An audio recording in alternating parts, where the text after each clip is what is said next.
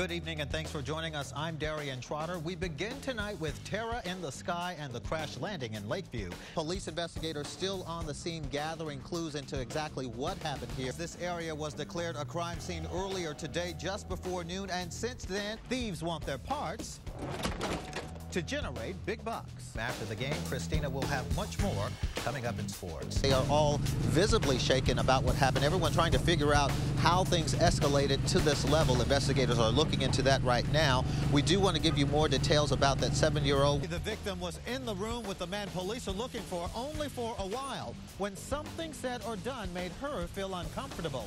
The video shows what happened next. Turned out in large numbers, a variety of people and from all walks of life, all banding together for one cause. Several workers were evacuated, but no one was hurt.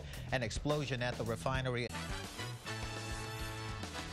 And guys, this was a shooting that has rocked this community. There were a lot of devastated people standing around. Of course, no one willing to go on camera.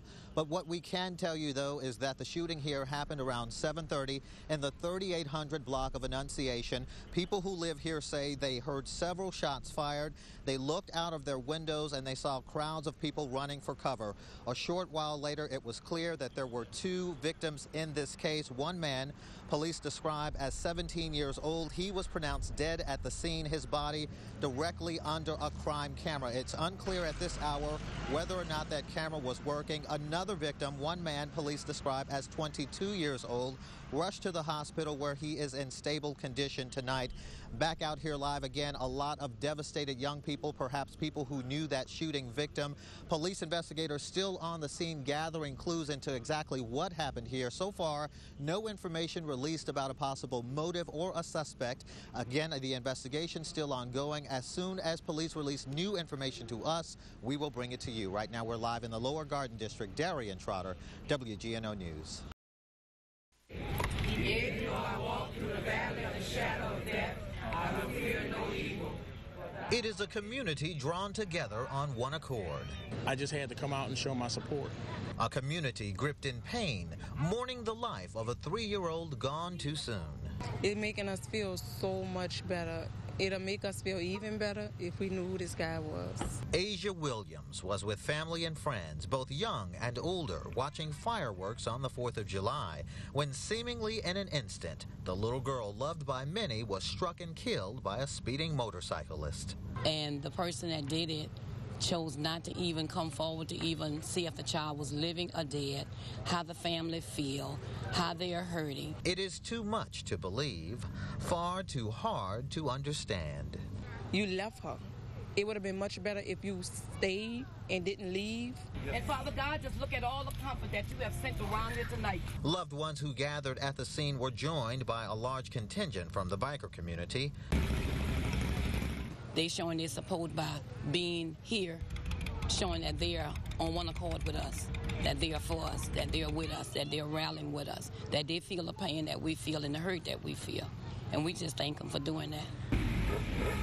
It's touched us all in many ways because this is a negative reflection on who we are. Hundreds came out, and as a community, they're sending one message to the one man who's wanted. We're sending a plea out to that young man saying, look, we know you're scared. We know you have a lot of things running through your mind, but please, please turn yourself in.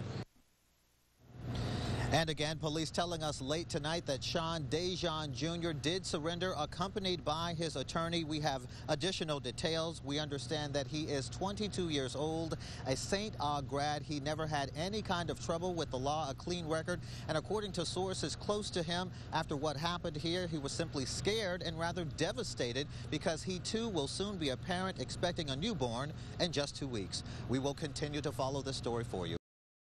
Well, I've always loved bike riding. Officer Chris Collada is now able to combine his love for riding with his job of protecting and serving. And that's not all. Fresh air. Good evening.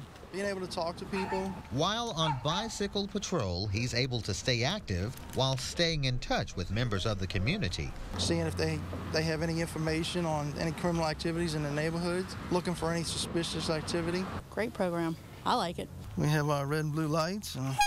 Siren and horn. Collada is Slidell's first and only member of the department's bicycle patrol unit. He presented the idea to the chief, bought his own bike, and hit the streets. Kids love it. This, he says, gives him an edge he doesn't always have in a patrol car. Your senses are so much enhanced outside of the vehicle that we can hear, smell things, see things that sometimes we won't see or hear or smell from the vehicle. Good for crowd control. They can maneuver a lot easier. They're quiet. They can sneak up. Case in point happened Tuesday. Chief Smith says Collada was pedaling in the 3800 block of Coventry Street when the unexpected happened. He observed an SUV with a dome light on, thought it was suspicious, pulls up to check on it, and wound up catching a burglary in progress. It was Jennifer Matern's SUV being burglarized. My husband came busting in the door telling me I was being robbed, but when I came outside, the police were already there, already had the guys in handcuffs. 17-year-old Devin Owen was caught in the act, caught by an officer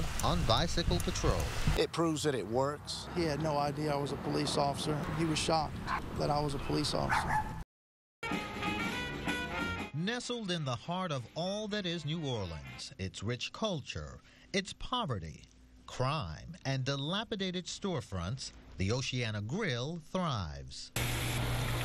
The restaurant has grown during the past 10 years. We started Oceana with 5 employees, and right now we almost have 100 employees. Owners here attribute their success to having a good product and good marketing. Telling people that you exist, telling people that you have excellent service, telling people that you have excellent food, telling people that you're the best. The business draws huge profits, but that's not the most rewarding part for Mo Bader. He says creating jobs for people is the greatest fulfillment. People who perhaps need work the most. Many of whom are able to walk to work. I get people all the time. We've been looking for jobs for months. Some of them say for years. It's a great feeling when I sit down and interview somebody and look at them in the eye and say, you're hired.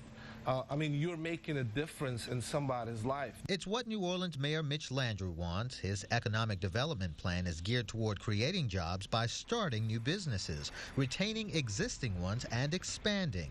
And that's what Bader's done. He's done so well, he's recently opened a second restaurant in the quarter. We created 35 jobs. But it wasn't easy. There were layers of red tape. Nothing was going to stop me. I was going to open no matter what.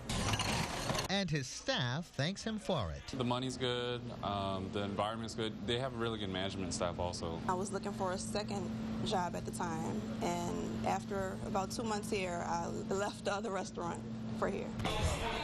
And Bader gives back. This is a day-long hospitality industry dinner, free food, free drinks for people who make a living, making New Orleans a great place to visit. This is his restaurant, his passion, and he delves himself into what he does, obviously, and wants to make the most of it and the most of where he lives and works.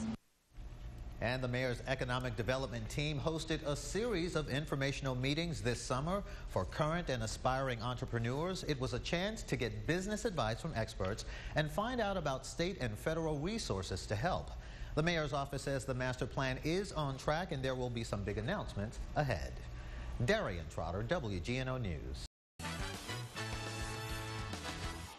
A man suspected of taking nude pictures of children at Tulane University's day camp is now behind bars. Tonight, parents and students are outraged that any of this happened in the first place. We'll get to those stories in just a moment, but first, thousands of Republicans went to the polls today. George Jefferson back with a vengeance despite that cold reception. Shoppers are still spending.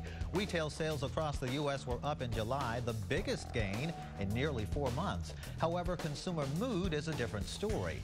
Well, if you've spent any time outside, you know it is cold, and tonight we could get freezing temperatures on both sides of the lake.